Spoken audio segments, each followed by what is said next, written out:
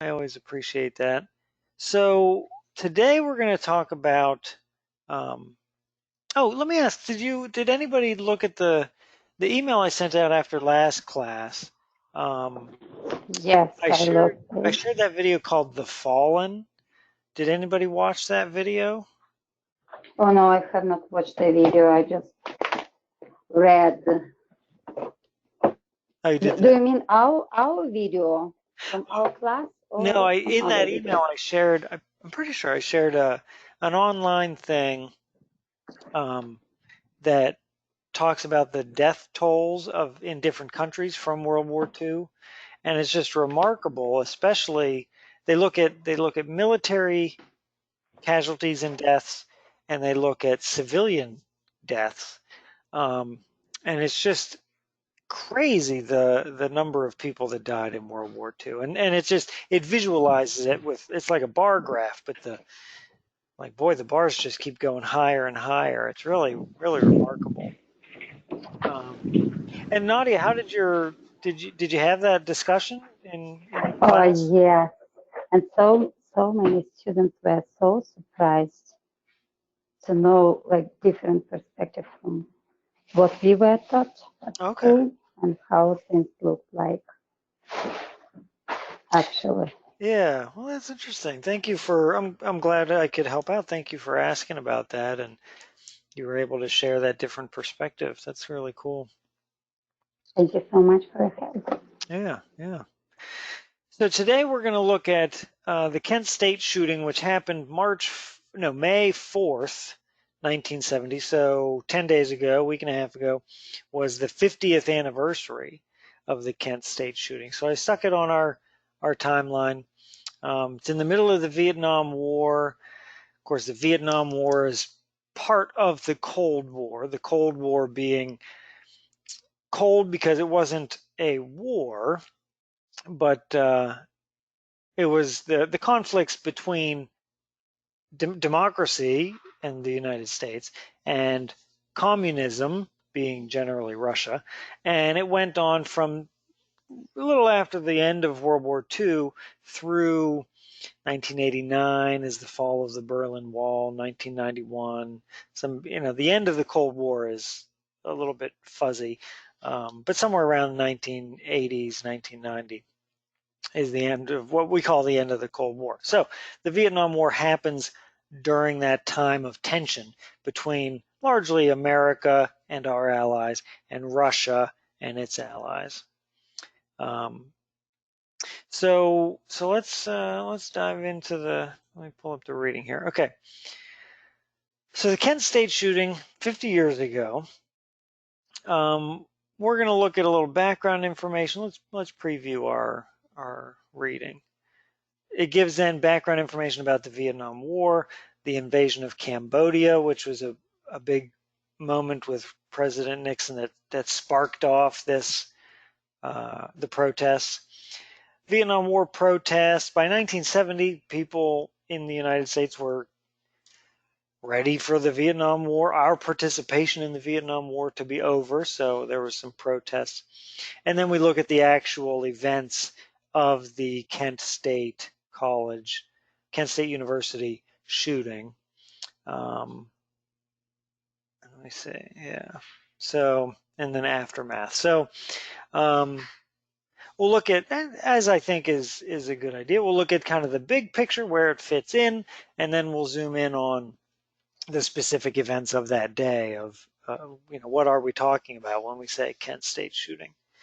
Um, so have you ever heard of this event before? Were you aware of it? No, I have not. Totally Lope, have you ever heard of it, do you think? I don't think I may have heard of it directly, but maybe indirectly heard about it. Hmm. How about this photograph that I stick in down here? And now I apologize, that's a dead person. It's not something that's nice to look at. But this is the most famous photograph from that event. You think you've ever seen that before? Does that ring a bell? Yeah, I think so. Yeah, that's a photograph that pops up anytime they're talking about the Vietnam War, especially if you're talking about, if you're watching something, they're talking about protests against the Vietnam War, how Americans were tired of Vietnam. That that picture is going to pop up, so we're going to look at that a little bit.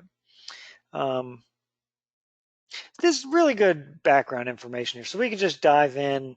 We'll take turns reading. We can dive in and talk as we go. But anything I'm going to say is probably going to be said in this reading, so we can jump in. So I pulled this from history.com. They had a very good article. So I kind of cut some pieces out of it, but this is most of it. So it says background information so this is kind of a summary of the whole situation.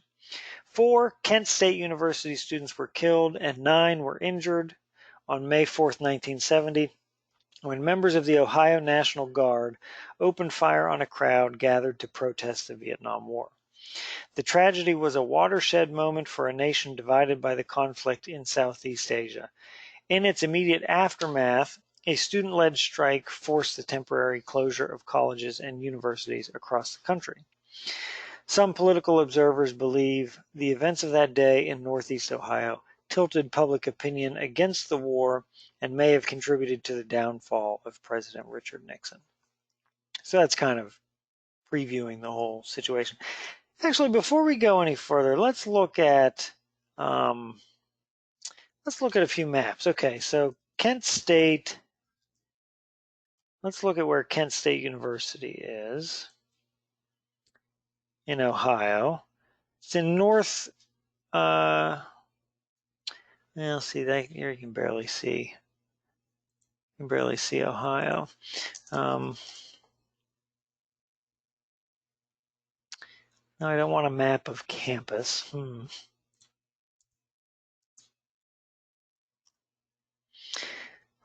Google sometimes gives you exactly what you want and sometimes not. Here we go. So here's a map of Ohio. Kent State is in northeastern Ohio, south of Cleveland. Probably less than 2 hours from Pittsburgh, probably. So that's where Kent State campus is. Let's look at Vietnam. Where is Vietnam? Okay, so here's the world map. In the world, okay, you can't really see it. It's not super big, but it's in Southeast Asia, okay, south of China. Vietnam is a very long, skinny country, so that's where it is, Southeast Asia. Now let's see if we can get a better map of it. So the Vietnam War, you got Thailand. So this dark orange is Vietnam.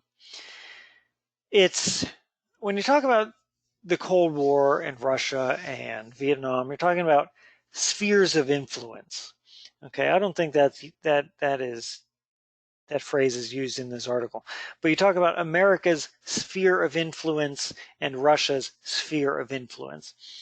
Kind of do you guys know what that means? If you talk about in the Cold War, you're talking about Russia's sphere of influence. Do you know what that means? Probably countries where Russia had some influence for them. Yeah, exactly. So during that time period, countries that could be influenced by Russia, that pay attention to Russia, that probably fear Russia, that Russia has some influence and importance in, okay? Not necessarily allies, but, kind of like that, Russia's sphere of influence versus America's sphere of influence. So a lot of these Southeast Asian countries, well, probably China included, which is a very large country, were in Russia's sphere of influence. Russia is an Asian country. Nadia, the Ukraine, all those former Soviet states would be Russia's sphere of influence. So if the Cold War is a battle between democracy and communism, then all those Americans were afraid that all those other countries were going to become communist. So we fought a couple of wars, the Korean War in the 50s, the Vietnam War in the 60s and 70s, which wasn't really, on the face of it, it wasn't America versus Russia, but it was sort of American interests versus Russian interests. We were fighting to keep Vietnam, in this case, from becoming communist, from falling to communism, people would say. And when you talk about Vietnam War, they talk about, and the Cold War, talk about the domino theory, right? You stack up a bunch of dominoes and then you push one over and then it knocks them all down, right? Dominoes. They felt that if one of those countries around Russia became communist, then the one next to it would become communist, and the one next to that would become communist, and then all of Asia and then all of the world would become communist, like dominoes knocking each other over. So in order to prevent that, the domino theory, we fought wars, and America did fight. Sometimes we would put American troops on the ground and fight, like in Vietnam. Other times we would quietly, behind the scenes, supply, democratic rebels. We would supply them with ammunitions or money. During the 50s, 60s, and 70s, America did quite a lot behind the scenes, secretly. Actually, I asked something. Is that what Yeah. United States does for Ukraine now, like stands behind the scene? Well, yeah, I think, I don't know, I don't know a ton about it, but America does support Ukraine, um, openly, giving them money, giving them some, selling them some military stuff. Um, and that's, a lot of countries do that. We support democracy. And so around the world, we will support people who support democracy. But during the 50s and 60s and 70s, and I mean, perhaps even ongoing now, I don't know. But there's a history there of us very secretly giving guns and money and millions of dollars to these countries and to rebel groups who were trying to overthrow communist governments. Um, there's quite a clandestine history of secret things happening. Um, so, I mean, I don't know. I'm no expert there, but I know there's quite a lot of secret stuff going on. Us supporting groups and countries around the world, um, just giving them money or giving them weapons and support and stuff like that. But in Vietnam, we were openly putting American troops there, fighting openly, trying to keep Vietnam from becoming communist. Okay, so that's what we're talking about. And the Vietnam War, it drags on. On our timeline, I stuck it from 1955 to 1975, so a 20-year long war, off and on. And um, there wasn't millions of Americans who died, but it was tens of thousands, 50,000 plus Americans died in Vietnam. Um, And was were Americans satisfied how this war went? Did we win? I think the end of Vietnam happens and it's not considered a victory. Um, to be honest, I'm not real knowledgeable about how the Vietnam War ends, but I know it's not considered. We did not win. I think it was more along the lines of we just left, we got out. Um, yeah, I don't really know honestly what the end state of the Vietnam War was. You could look into that. I don't Okay, know. another question is, Yeah, was it worthwhile? was it worthwhile? I don't know. Yeah, again, maybe when I send out let me make a note here. I'll do a little research, and when I send out an email this afternoon, maybe I'll look into that. the end of the Vietnam War.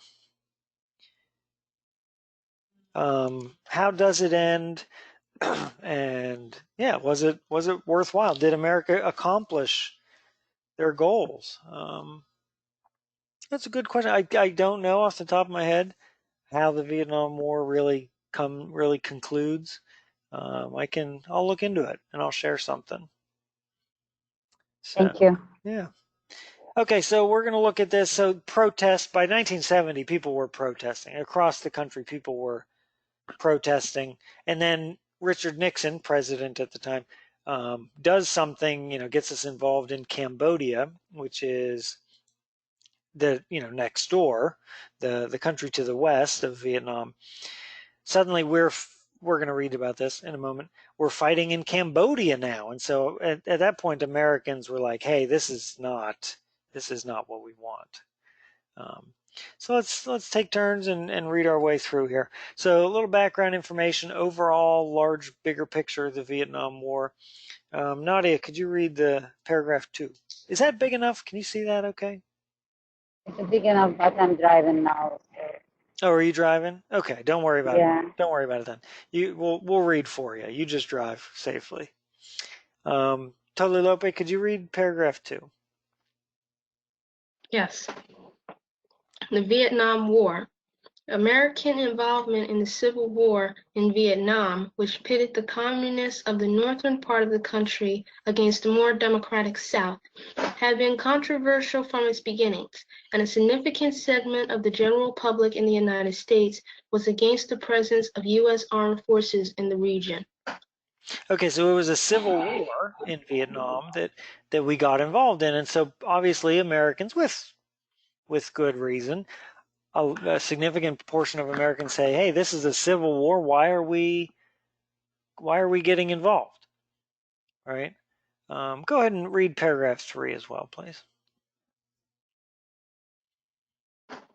Protests across the country in the latter half of the 1960s were part of organized opposition against U.S. military activities in Southeast Asia, as well as the military draft. In fact, President Richard M. Nixon had been elected in 1968 due in large part to his promise to end the Vietnam War. And until April 7, 1970, it appeared he was on the way to fulfilling that campaign promise, as military operations were seemingly winding down. Okay, so Nixon becomes president, elected in 1968 after Lyndon Johnson in the 1960s, and on a campaign promise of, "I'm going to get us out of the Vietnam War." It's going well until April 1970, it says. So then next section it says invasion of Cambodia. However, on April 30th, 1970, President Nixon authorized U.S. troops to invade Cambodia, a neutral nation located west of Vietnam. North Vietnamese troops were using safe havens in Cambodia to launch attacks on the U.S.-backed South Vietnamese and parts of the Ho Chi Minh Trail, a supply route used by the North Vietnamese, passed through Cambodia. So Cambodia was a neutral country, but why did Nixon authorize an invasion of Cambodia? What was going on there?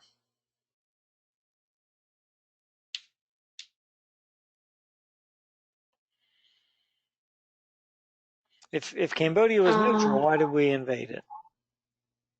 Was that because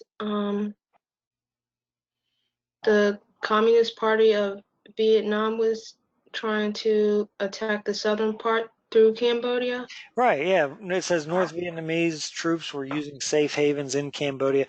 So it was neutral. The Cambodian government and people were not the problem. It was that land was being used by the North Vietnamese to attack the South Vietnamese. And if you look at the map, it's, Cambodia is next to southern Vietnam. Okay. It says controversially, the president made his decision without notice of notifying his Secretary of State William Rogers or Defense Secretary Melvin Laird. They, along with the rest of the American public, found out about the invasion when President Nixon addressed the nation on television 2 days later.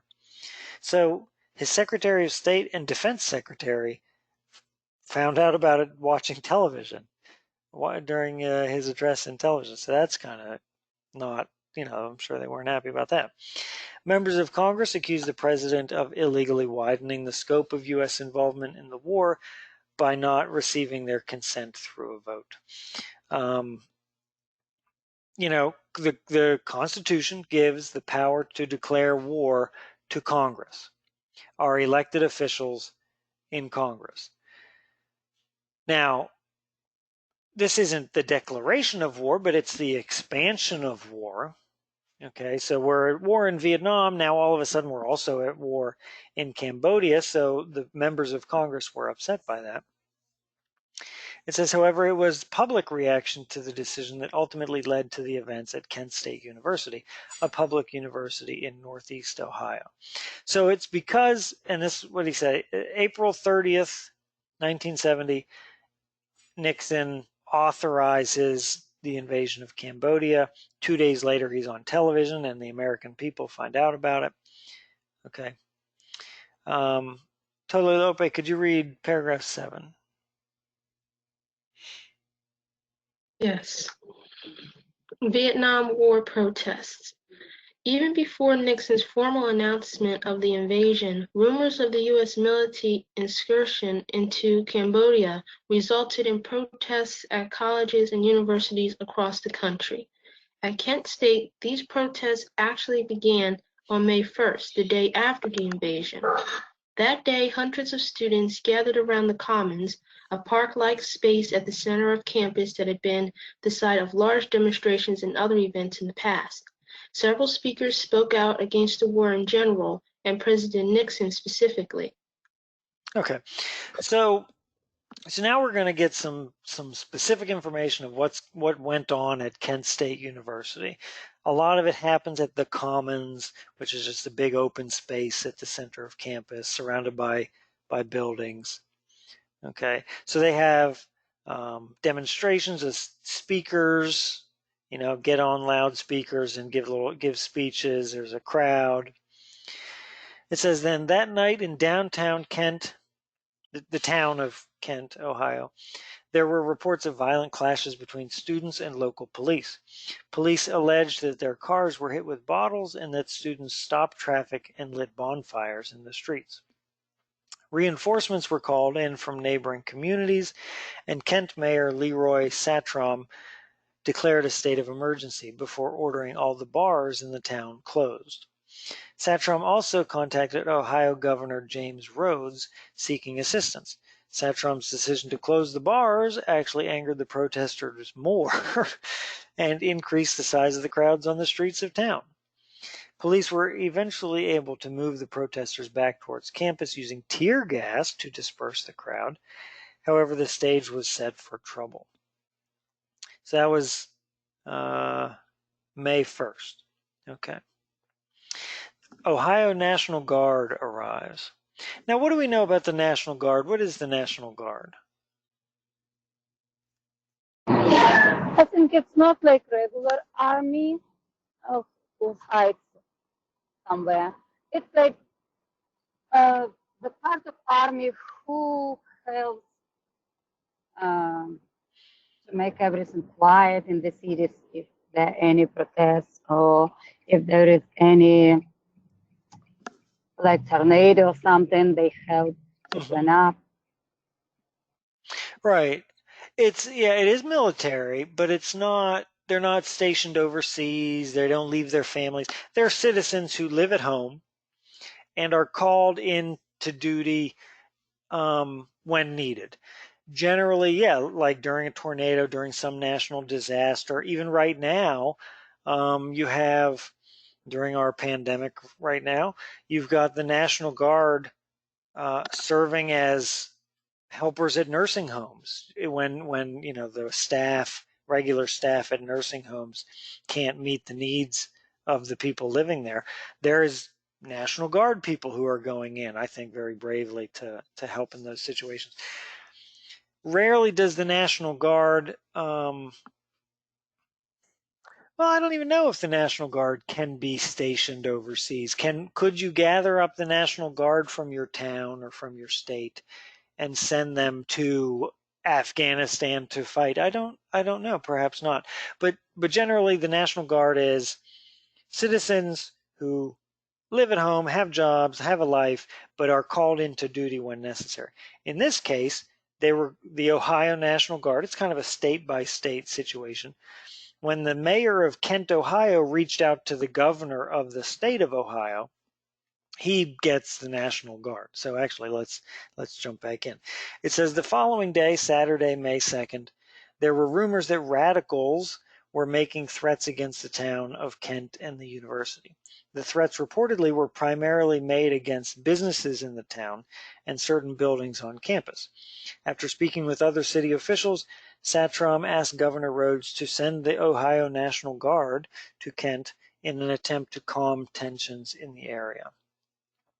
Tolulope, could you read paragraphs 11 and 12, please? Yes. At the time, members of the National Guard were already on duty in the region, and thus were mobilized fairly quickly. By the time they arrived at the Kent State campus on the night of May 2nd, however, protesters had already set fire to the school's ROTC building, and scores were watching and cheering as it was burned. Some protesters also reportedly clashed with firefighters attempting to put out the blaze, and guardsmen were asked to intervene. Clashes between the guard and the protesters continued well into the night, and dozens of arrests were made. Interestingly, the next day, Sunday, May 3rd, was a fairly calm day on campus. The weather was sunny and warm, and students were lounging on the commons and even engaging with the guardsmen on duty. Still, with nearly 1,000 National Guards at the school, the scene was more like that of a war zone than a college campus. Okay, thank you. So that's so the National Guard is called in. They arrive Saturday night, May 2nd, at which point there's a lot of agitation. There's a lot of problems on campus. They're burning the school's ROTC building. ROTC is, I think, Reserved Officer Training Corps, which is a program that a lot of colleges have. And if you're taking part in the ROTC program at your college, you're a college student, but you maybe take some special classes, do some training, and when you graduate, you will be in the military, in the Army, and an officer. So it's officer training, and it can become part of your college education. Well, Oh yeah, we had the same yeah, back in Ukraine. yeah.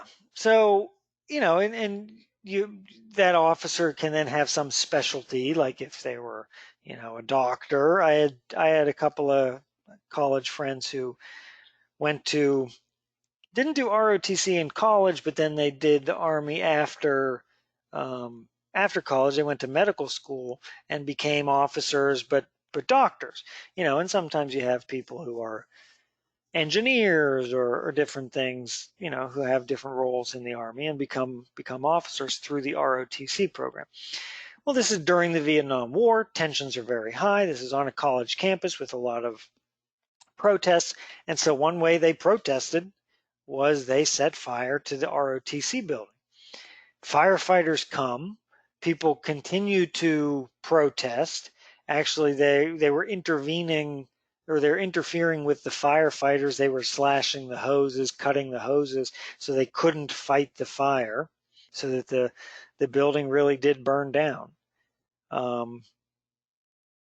So that's an interesting little bit that I read in a different article. People were slashing, cutting the hoses of the firefighters to not allow them to put out the fire. So that's the night of Saturday. Then it says Sunday, May 3rd was fairly calm. Nothing really happened. People were engaging, talking with the guardsmen on duty.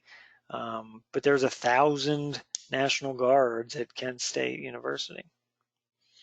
Okay, but then Monday comes and the problems continue. Protesters and guardsmen gather.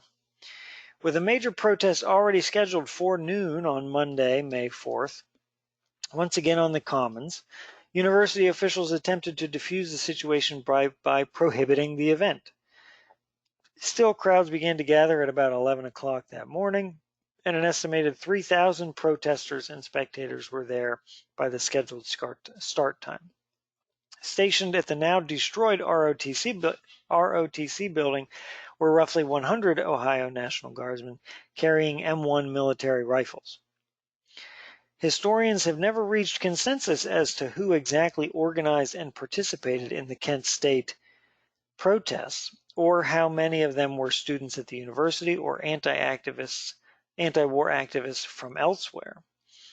But the protest on May 4th, during which activists spoke out against the presence of the National Guard on campus, as well as the Vietnam War, was initially peaceful. Still, Ohio National Guard General Robert Canterbury ordered the protesters to disperse, which means to break up and go home, with the announcement being made by a Kent State police officer riding in a military jeep across the Commons and using a bullhorn to be heard over the crowd. The protesters refused to disperse and began shouting and throwing rocks at the guardsmen. Okay, and that touches on something. It says historians have never reached a consensus, an agreement as to who organized and participated in the protest. Was it the college students who went to Kent State and were protesting on their own campus? Or was it outside people, not college students, who came to campus and were stirring up these protests and activity? And that's something that people talk about today. Anytime there's a protest, people talk, is this a legitimate protest, or are these people outsiders coming in to cause trouble or to make a statement or to participate? And you do see that sometimes.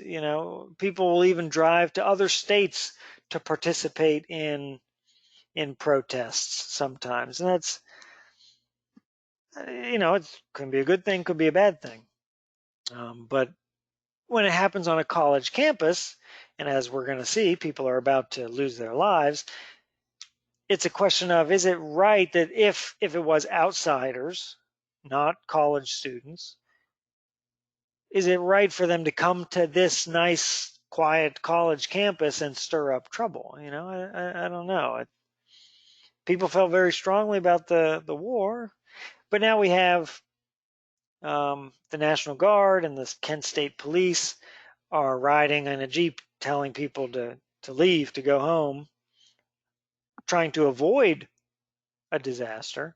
And the protesters refused to disperse, began shouting and throwing rocks at the guardsmen. I would say general rule, if somebody has an M1 military rifle, don't throw rocks at that person. I just think that's not a wise thing to do. So, Tolu Lope, could you read paragraph 16? Yes. 4 dead in Ohio. General Canterbury ordered his men to lock and load their weapons and to fire tear gas into the crowd. The guardsmen then marched across the Commons, forcing protesters to move up a nearby hill called Blanket Hill, and then down the other side of the hill towards a football practice field. As the football field was enclosed with fencing, the guardsmen were caught amongst the angry mob and were the targets of shouting and thrown rocks yet again. Okay, so they form a line and they lock and load their rifles. They have bayonets on the front, and they start advancing to push back the crowd of 3,000 people. It said the guardsmen soon retreated back up Blanket Hill, where they reached the top of the hill. When they reached the top of the hill, witnesses say 28 of them suddenly turned and fired their M1 rifles, some into the air, some directly into the crowd of protesters. Over just a 13-second period, nearly 70 shots were fired in total. In all, 4 Kent State students, Jeffrey Miller, Allison Krause, William Schroeder, and Sandra Schauer, were killed and 9 others were injured. Schroeder was shot in the back, as were 2 of the injured, Robert Stamps and Dean Collar. Why do they include that piece of information? Schroeder was shot in the back. Why is that included here? Probably to indicate that these shots could have been intentional. Right. If somebody is attacking you and you shoot them in self-defense, are you going to be shooting them in the back or the front? The front. The On the front. front. If somebody is shot in the back, that means they were doing what? Possibly running away. Running away, leaving. Yeah. And that happens. You see that in violence today. Sometimes when somebody gets shot, you see the police shootings and protests, and people get upset about racial shootings and stuff. If there's a piece of information in the news in that article or whatever that this person was shot in the back, that always the implication is that person is running away. You don't need, if you're shooting in self-defense, you don't need to shoot somebody who's running away from you, right? Now, every situation is different. You don't know, but anytime somebody throws in that piece of information, this person was killed, shot in the back, that means the implication is they were running away. They were not a danger to you. And presumably a National Guardsman would have been highly trained and certainly only to shoot in dire need of self-defense.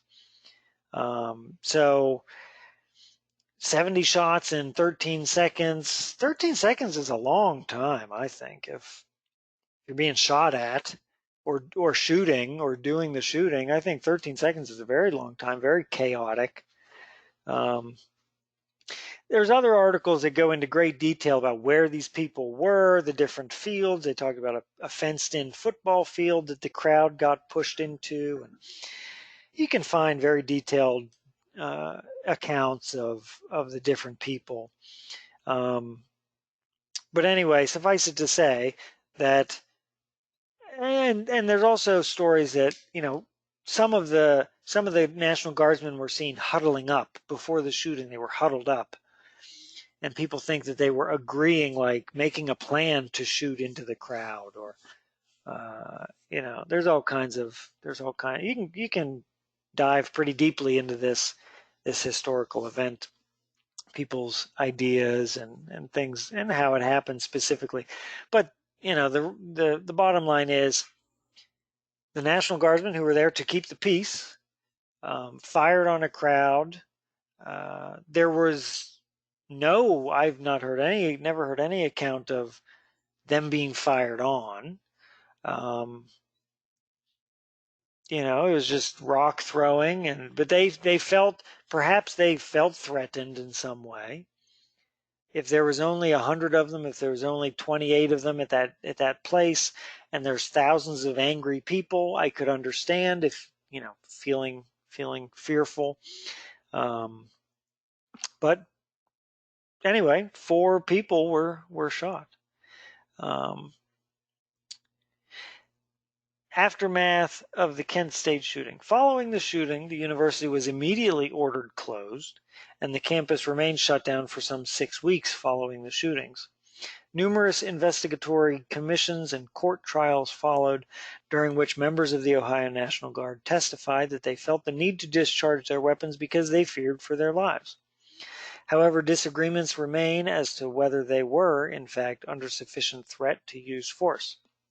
In a civil suit filed by the injured Kent State students and their families, a settlement was reached in 1979 in which the Ohio National Guard agreed to pay those injured in the events of May 4th, 1970, a total of $675,000. That's not a lot of money. If there were 9 injured, let's round it to 10, $675,000, that means each person gets $6,000, No, $67,000. Now, I guess, the value of a dollar was a little bit less then, or a little bit more then, but not a lot of money. Today, if you got shot by the National Guard on a college campus, I would think that you would get a civil suit for millions of dollars, right? But they gave 9 people a total of $675,000. Just doesn't sound like a lot to me. But the court cases go on. Toler Lope, could you read the last paragraph then? Yes. Indeed, the Kent State shooting remains symbolic of the division in public opinion about war in general, and the Vietnam War specifically. Many believe it permanently changed the protest movement across the American political spectrum, fostering a sense of disillusionment regarding what exactly these demonstrations accomplish, as well as fears over the potential for confrontation between protesters and law enforcement. Okay, so the Vietnam War continues. The invasion of Cambodia continues, and that history goes on and on. But people are still at that time protesting. The next day, the next week, the next month, people still want to go protest the Vietnam War and send the signal. The purpose of protesting is you send the signal to the people in power, the decision makers, the government, that you send the signal that we don't approve of your actions. We want to get out of, you shouldn't have gotten into Cambodia. We want to get out of Vietnam. You're protesting. And people still protest. And the purpose of protesting is to send some signal. We disapprove. But now you're reading in the newspaper of protests where the National Guard has opened fire on a crowd at a protest. And so if you want to go protest in your town the next day, the next week, the next month, you're going to think twice. You're going to say, how can we do this safely? What is the purpose? Do I really need to go protest? Is there another way to send this message to my government? Some people are going to rush out and protest and say, no way is this the National Guard and the governor in my state or the nation going to stop me from expressing my opinions. If they're going to shoot me, let them shoot me. Other people are going to say, no, I'm going to stay home. So it had an impact on the protest. I think it certainly acted as a wake-up call to everybody thinking about the Vietnam War. It had an effect on college campuses. They closed nationwide. College campuses were closing for at least a little while and saying, hey, let's not let that happen here. So really, the Kent State shooting had an impact. It's not huge. It's not earth-shattering. It doesn't change world history entirely, but you better believe it was a big deal at the time. And I think it's a part of Vietnam history that when you're talking about the American Vietnam War and citizens' views of that war, I think it's got to be included there. Any questions? No. So it's been a long time since we've had, I off the top of my head, I can't think of another time when protesters have been fired upon, killed in the act of protesting, which is good. It's good that doesn't happen very, very often. It makes this a very singular moment in history.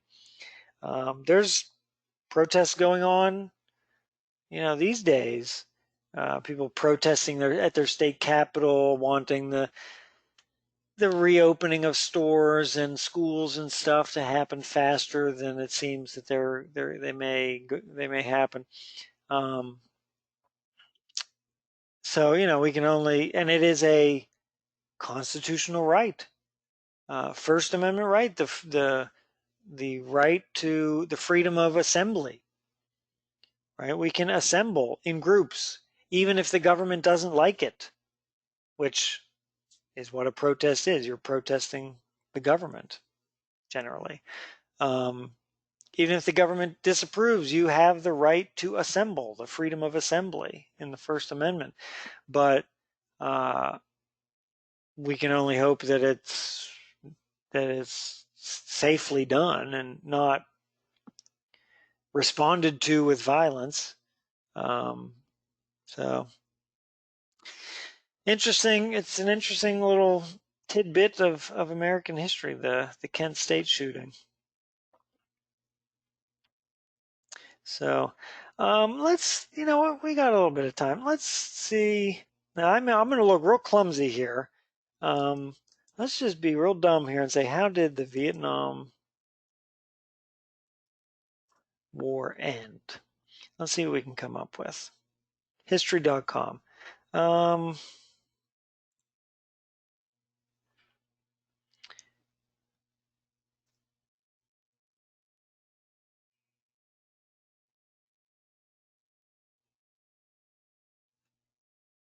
Okay, this is a long article. Let's see what we can.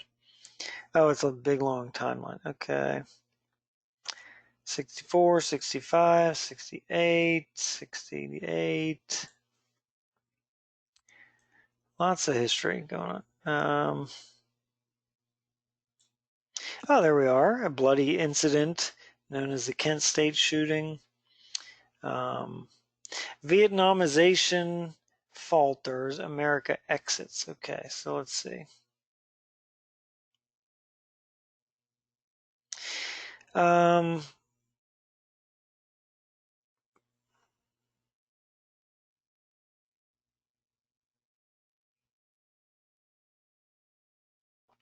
1973. Well, let's see what happens before that.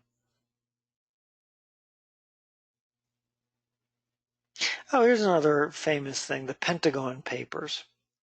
June 1971, the New York Times publishes a series of articles detailing leaked Defense Department documents about the war, known as the Pentagon Papers. The report reveals the U.S. government had repeatedly and secretly increased U.S. involvement in the war because the American people disagreed so much about it. So here's an instance where the government is acting in a way that they think is best, but the American people aren't on board. The American people don't support it.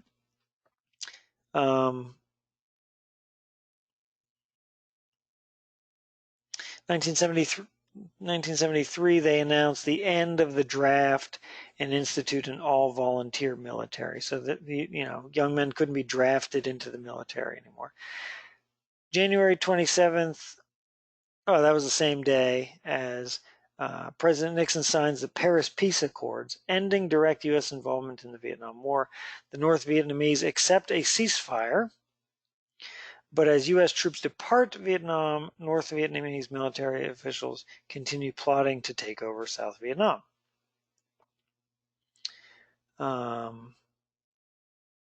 February and April of 73, North Vietnam returns 591 American prisoners of war. Okay, let's say, so 1973, so not long after, the Paris Peace Accords were signed in 1973, after, what we looked at is,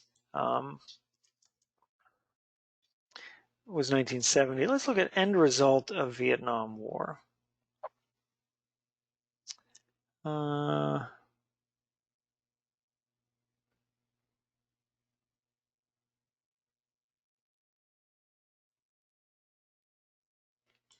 Here's ABC News.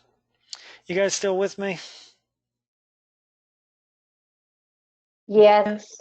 Okay. Okay, 58,000 American soldiers lost their lives. 303,000 Americans were wounded. Here's protests, people sitting on the ground in front of military police or National Guards. We don't know what, I can't tell what that picture's from. Protest, Nixon, more Nixon, ceasefire, Paris Peace Accords, prisoners of war.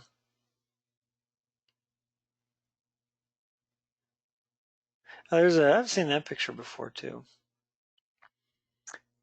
Somebody being welcomed home. Okay, now I'd like to know that, like what was the end result? Like what? Let's just go to Wikipedia, which is going to give us a ton of information. Like what was the outcome? Like Nadia, what was the question you asked? Was it worthwhile? Was it worthwhile? Yeah. And did we Okay. win or something? Like Soviet Union fought in Afghanistan probably for 20 years or more, and we think it was not worthwhile. Our nation lost so many boys there in this war, and I don't know, was it any nice reason to fight there? So that's why I'm thinking, was it worthwhile to fight Right. there for America? Well, the purpose was to prevent the North Vietnamese communist government from taking over South Vietnam. It was as it said in our article, it was a civil war. A civil war is a war that's being fought within a country by, parts of it fighting other parts. So we got involved in another country's civil war, which is, not always something that's worth doing, but we were trying to prevent the spread of communism. The whole Cold War era, the purpose was to prevent the spread of communism. So the question is, did we do that? Weapons, aftermath.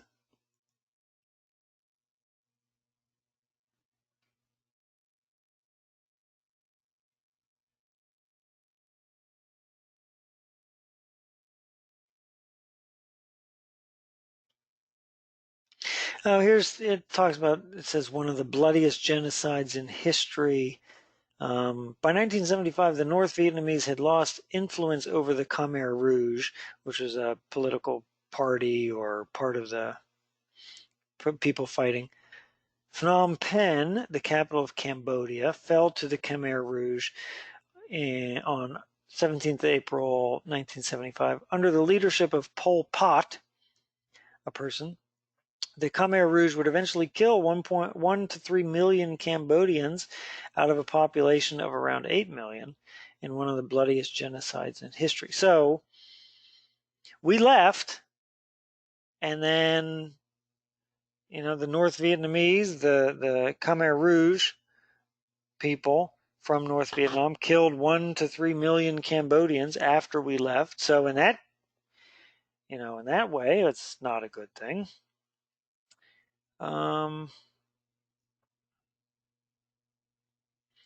Effects on the United States, cost of the war. It's just money. Impact on the U.S. military.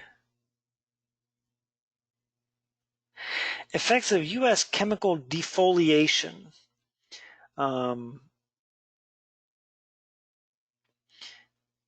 They were chemical defoliants.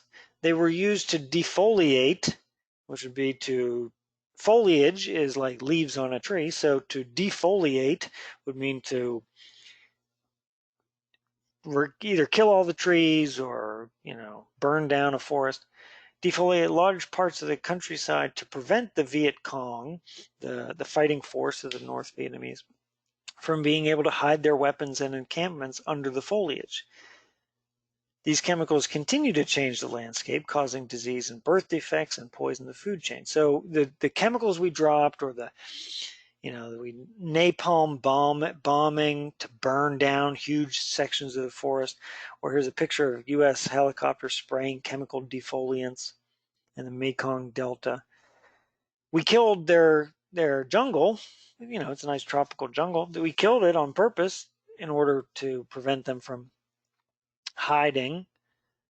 And those things still are a problem there even today, causing birth defects, you know, harming the land. Casualties and popular culture. I'm going to have to keep digging a little bit and find out. Okay, so my question is, if our goal was to prevent the spread of communism, did we succeed? And I think the answer is no. So then when we left 1973, Nixon signs the Paris Peace Accords. When we left Vietnam, what was the state of that? What was it like that we left? Who was in control? Who was in charge? So I'm going to keep digging, and I'll send out an email with a little bit of information. How did the Vietnam War end? Probably a pretty basic thing I should be more familiar with, but we'll check it out. So any questions or thoughts as we wrap up? No, thank you. Yeah, no problem. The Cold War still influences us today. A lot of people in charge in Russia, and Vladimir Putin. The Cold War is still on people's minds. In Russia, in the United States, it was 50 years ago, but really ended more like closer to 30 years ago, 35 years ago. So it's not ancient history. So it's something that is in the back of people's minds, and especially in our relationship with other countries. So it's good to be aware of that history, and for the GED test, it's something that's going to show up. You want to have a working knowledge of the Cold War and how things were going. So I'll share this information. I'll share some websites, something, if I find something really good, I'll share the reading. I'll send out an email later. Okay. I was thinking of next week. Maybe we'll focus on the Civil War for a couple of weeks, and next week I'd like to look at the lead up to the Civil War. The Civil War happens in the 1860s, but through the 1840s and 1850s, you have increasing tensions. And some of the things that happen in the lead up to the Civil War can be really interesting. The 1850s was a pretty crazy time. So I think I'd like to sort of focus on that for a week or two here. So yeah, thanks for logging in. I appreciate you too, your faithfulness. I hope it's always something beneficial. And have a good day. Have a good weekend. Thank you. You too. Yes. Thank you. All right. Have a great week. Bye. Thank you. See you later. You too. Bye-bye.